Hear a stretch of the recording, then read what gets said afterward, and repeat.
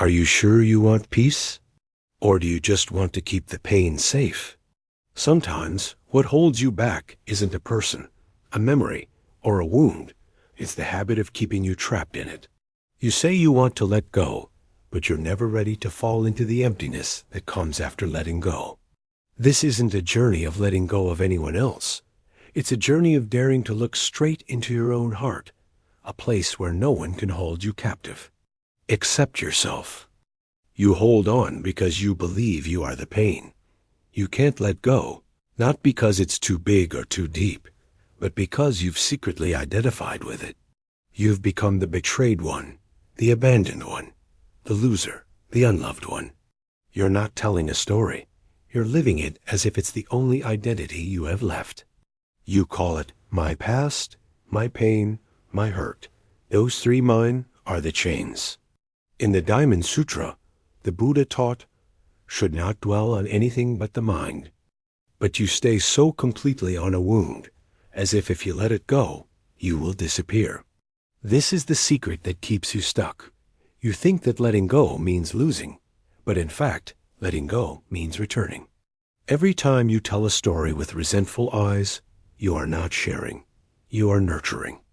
Every time you remember the person who hurt you, you are not remembering to understand.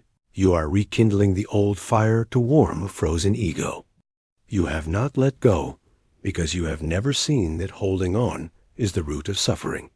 Like a person hugging a hot coal and screaming because of the burn, you ask yourself, why do I keep hurting? Without seeing that you are holding on to the pain with trembling hands but refusing to let go. And you do not dare to let go because you think, if there is no pain, who am I? This is not weakness. This is a profound forgetting. You have forgotten your original nature as pure, as empty, as unattached.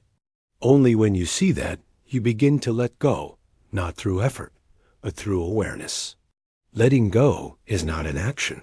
Letting go is what happens when you no longer mistake yourself for what is being held. You don't let go because you are trying to let go.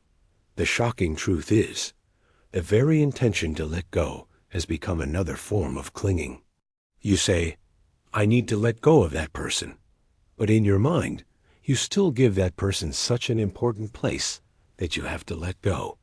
You say, I am practicing letting go, not knowing that letting go is not really an action, but a state of absence of resistance. You are trying not to think of something, but the effort is thinking of it. This is the intoxicating cycle that the Buddha called subtle craving. Hidden desires, even the desire for liberation, can become bondage. You think you are meditating for liberation, but you are actually meditating for some kind of ease. You try to let go because you want lightness, and so you never really touch that lightness. You try to deny the past, but you are wrapped up in resistance. That is why the more you try to let go, the more restless you become. The secret is, letting go only happens when you no longer want to let go, but simply be. When you dare to look at things as they are, without fixing, without denying, without clinging. In that very moment, things dissolve. Just as when you stop stirring water, the mud settles without you having to do anything. You cannot let go because you are still resisting what you have not let go of. And with each resistance, you tighten another cycle of samsara into your consciousness. You have never faced the full emotion. You think you have suffered enough, but the truth is, you have never really touched the pain. You analyze it, you recount it, you come up with 1,000 reasons, but you have never sat down, taken a deep breath, and let the emotion come without trying to understand it, without trying to fix it, without trying to control it. This is why the pain is still there. It is never felt, only pushed back into the darkness. In the Samyutta Nikaya, the Buddha talks about the second kind of suffering, the suffering that comes from reacting to the first kind of suffering. You are in pain, but instead of breathing through the pain, you are thinking, why am I like this? Do I deserve this? Am I going to be like this forever? And so you trade a short wave for a storm that lasts for years. You can't let go because you have never gone through the pain once and for all. You are like a person standing in front of a fire, afraid of being burned, so you turn away, run away, close the door. But the fire still burns inside. On the contrary, if you dare to stand still, let that emotional fire burn away all resistance. You will have nothing left to hold on to, and nothing left to let go. There is only you, pure and untainted by any experience. The warning here is, wisdom does not come from theoretical understanding, but from daring to live true to each inner wave. And when you start living like that, you no longer need to try to let go. You just need to live consciously, and everything will fall like leaves in late autumn. You fear emptiness more than suffering.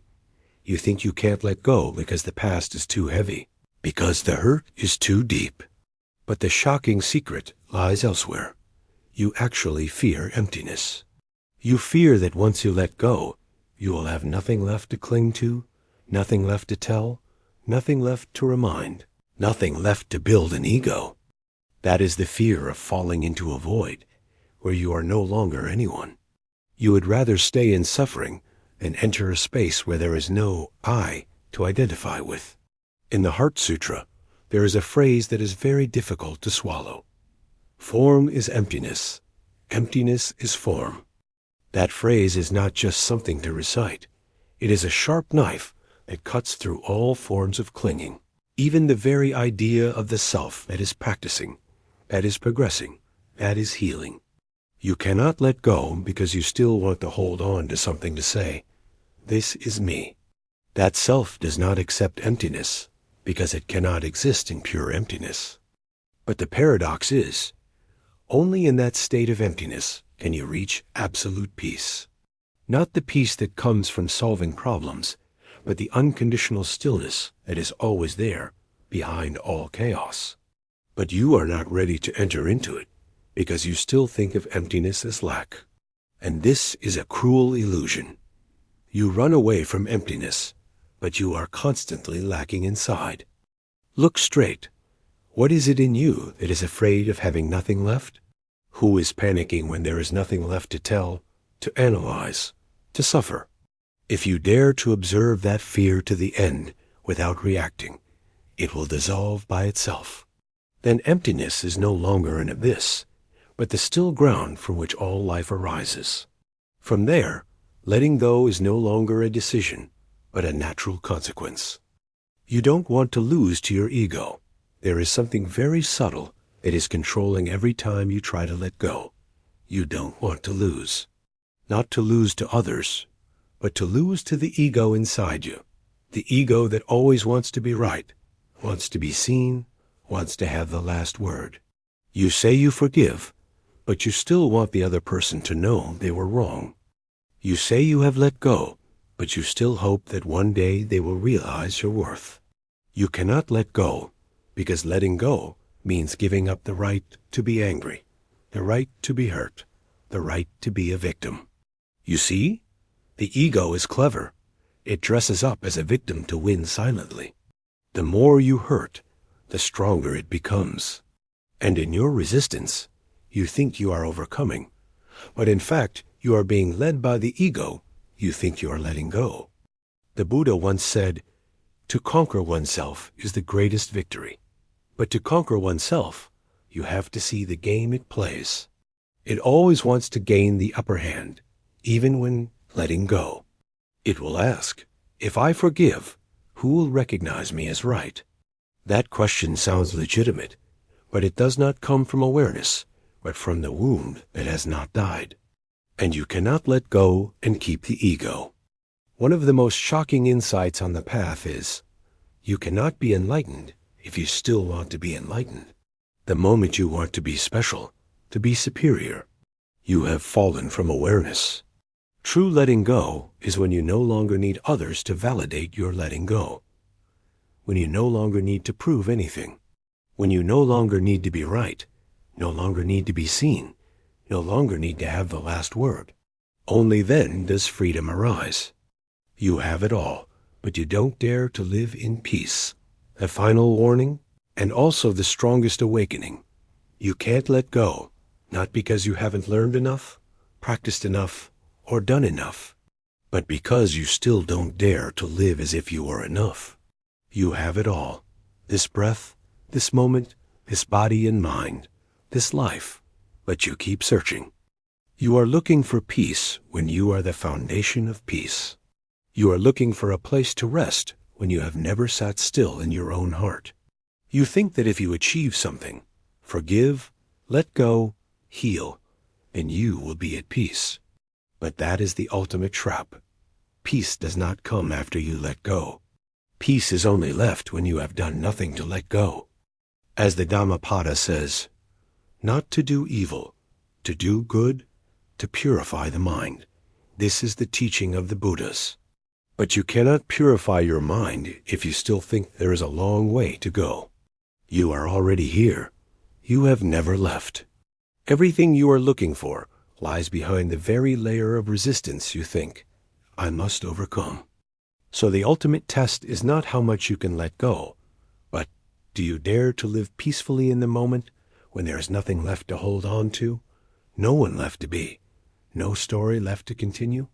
That is not the end. That is the true beginning. And if you're still listening, something inside you has begun to vibrate, not loudly, not urgently, just a fragile opening. That's the first crack through which the light can enter. You don't have to rush to understand. You don't have to be perfect to come back. Just keep sitting, just keep breathing, and just don't turn your back on yourself anymore. I'm not here to teach you anything. I'm just here to remind you of what you already know, but don't dare to live. Next time, we'll go deeper into the unnamed lands, where hurt is dressed as kindness, where the ego is dressed as healing, where you think you're evolving, but are really just spinning on a new wheel. And if you want to continue on this path, you can stay by putting a little silence. Follow the channel, not to support me, but to not lose yourself in the noise of social media. Each video will be a small wind chime. When you are ready to listen, it will ring.